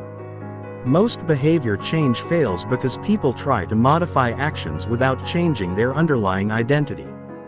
They attempt to act like successful people while still seeing themselves as struggling individuals. True transformation occurs when your new neural patterns become integrated into your core identity. Instead of trying to act confident, you become a confident person. Instead of trying to make money, you become someone who naturally creates wealth. Instead of trying to be successful, you embody the identity of a successful individual. This integration process requires consistent reinforcement of your new identity through thoughts, emotions, and actions. Every day you must make choices that align with your transformed identity rather than your old self-concept. Over time, these consistent choices strengthen the neural pathways associated with your new identity until they become your default mode of operation. The second principle involves creating self-reinforcing feedback loops that maintain your progress automatically. The most sustainable transformations are those that create their own momentum through positive feedback cycles.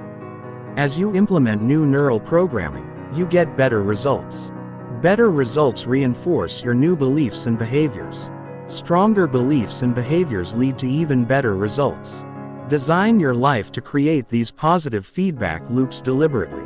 If you're rewiring for confidence, put yourself in situations where you can experience success and positive feedback. If you're developing wealth consciousness, engage in activities that generate financial results. If you're building peak performance capabilities, undertake challenges that allow you to experience flow states and exceptional results. The key is to stack successes systematically rather than leaving positive experiences to chance. Each success becomes evidence that supports your new neural programming, making it stronger and more resistant to old limiting patterns. The third principle is environmental reinforcement, designing your surroundings to continuously support your new neural programming rather than undermining it. Your environment provides constant input to your subconscious mind, either reinforcing transformation or pulling you back toward old patterns. Audit your environment systematically. What messages does your physical space send about your identity and capabilities? What kinds of information do you consume regularly through media, books, and conversations? Who do you spend time with? And do they support your growth or reinforce limitation? Make deliberate changes to align your environment with your new programming. Surround yourself with visual reminders of your goals and new identity. Consume content that reinforces empowering beliefs and successful mindsets. Spend time with people who see you as capable and support your growth rather than those who expect you to remain the same. The fourth principle involves developing anti-fragility, the ability to become stronger from stressors rather than just surviving them. Life will inevitably present challenges that test your new neural programming. Many people lose their progress during difficult periods because they haven't trained their transformed mindsets to handle adversity. Build challenges and stressors deliberately into your growth process rather than avoiding them. Practice your new neural patterns under pressure during setbacks and in difficult circumstances. This creates robust programming that maintains itself even when conditions are not ideal. Develop systematic protocols for handling setbacks without losing your progress. You encounter obstacles or failures. Have predetermined responses that reinforce your new identity rather than triggering regression to old patterns. This might include reframing techniques, identity reinforcement practices, or support systems that help you maintain your transformation during difficult periods. The fifth principle is continuous learning and adaptation. Your brain is designed to keep growing throughout your life, but only if you continue challenging it with new learning experiences. Many people plateau in their personal development because they stop pushing their boundaries once they achieve a certain level of success. Commit to lifelong learning and continuous improvement rather than treating transformation as a one-time achievement. Always have new skills you're developing, new challenges you're pursuing, and new levels of capability you're working toward. This keeps your brain in growth mode rather than maintenance mode. Stay curious about yourself and your potential. What new capabilities could you develop? What areas of your life could be optimized further? What limiting beliefs might you still be carrying that could be upgraded? This curiosity-driven approach ensures that your transformation continues deepening over time. The sixth principle involves teaching and sharing your transformation with others. One of the most powerful ways to cement new neural programming is to teach it to others. When you articulate your insights, share your strategies and help others implement similar changes, you reinforce your own transformation while creating accountability and purpose. Look for opportunities to mentor others, share your growth experiences or contribute to others' development in ways that align with your own transformation. This creates meaning and social reinforcement for your new programming while helping others achieve similar growth. The seventh principle is systematic tracking and optimization of your transformation process. Peak performers in every field meticulously track their progress and continuously refine their approaches based on results. Apply this same principle to your neural rewiring process. Keep detailed records of your practices, results, and insights. What techniques produce the fastest and most lasting changes? What obstacles consistently interfere with your progress? What environmental factors support or undermine your transformation? This data allows you to continuously optimize your approach rather than hoping for the best. Conduct regular reviews of your transformation progress. Are you maintaining the gains you've made? What areas need additional attention or different approaches? What new levels of growth are now possible? These reviews ensure that your development remains active and intentional rather than stagnating. The eighth principle involves developing a long-term vision that continues pulling you forward. Transformation is easier to sustain when you have compelling future goals that require continued growth. Without evolving challenges and aspirations, you may lose motivation to maintain your new neural programming. Create a vision of who you want to become over the next decade, not just the next year. What capabilities do you want to develop? What contributions do you want to make? What kind of person do you want to be?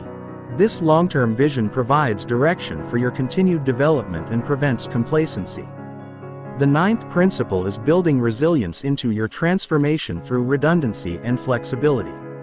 Sustainable change cannot depend on perfect conditions or single strategies. Build multiple pathways to maintain your progress and develop flexibility in how you implement your new programming. Have backup systems for maintaining your transformation. When your primary practices are disrupted by travel, stress, or changing circumstances, develop multiple techniques for accessing each desired mental state rather than depending on single methods. This redundancy ensures that your transformation remains stable even when some elements of your system are temporarily unavailable. The final principle is embracing transformation as a lifelong identity rather than a temporary project. The most successful personal development occurs when growth becomes central to who you are rather than something you do occasionally. When you identify as someone who is continuously growing, learning and evolving, transformation becomes a natural expression of your core identity. This perspective shifts your relationship with personal development from something you have to force yourself to do to something you naturally engage in because it's who you are. Growth becomes as natural as breathing rather than a constant battle against inertia. When you apply these principles systematically, your neural rewiring becomes self-sustaining and continuously evolving. You develop the kind of transformation that lasts decades rather than months, creating a foundation for lifelong success and fulfillment. The future you is not a distant possibility, but an emerging reality that begins with the neural pathways you're building today. Every thought you choose, every belief you reinforce, and every action you take is literally sculpting the brain that will create your future experiences. Take ownership of this incredible power and use it to become the person you were always meant to be. Your transformation starts now and it never ends. Welcome to the new.